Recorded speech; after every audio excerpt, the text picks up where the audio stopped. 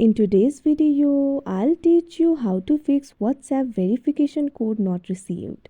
So if you're not being able to receive the code for WhatsApp, there might be various reasons behind it.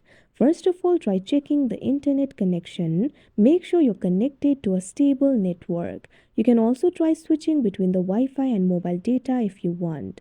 After you do that, you should be able to receive the code. Also, make sure you're not connected to any VPN services.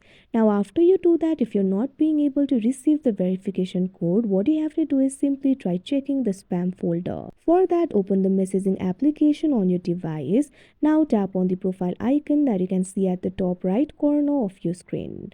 Now once you do that, you'll be led to this kind of interface. Over here, what you have to do is find this option for spam and blocked and tap on it.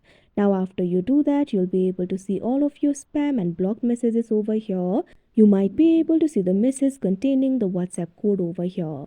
If you do not see it over here, there might be some problem with your messaging application. So in that case, what you have to do is launch up an app library of your device. Now find the messaging application that you use in your device. Long press on it. Now tap on this option app info that you can see on the screen.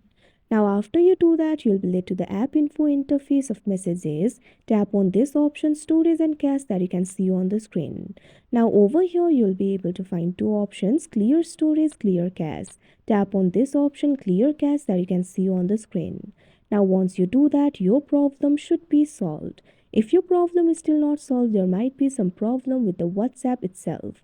So in that case, what you can do is simply try updating the WhatsApp. For that, launch open Play Store on your device. Now tap on the search icon that you can see at the bottom right corner of your screen. Tap on the search bar that you can see at the top. Now what you have to do is search for WhatsApp. You'll be able to see the results over here. Find the application for WhatsApp and tap on it. Now over here you can see this option for update. Tap on it. Now wait for a while.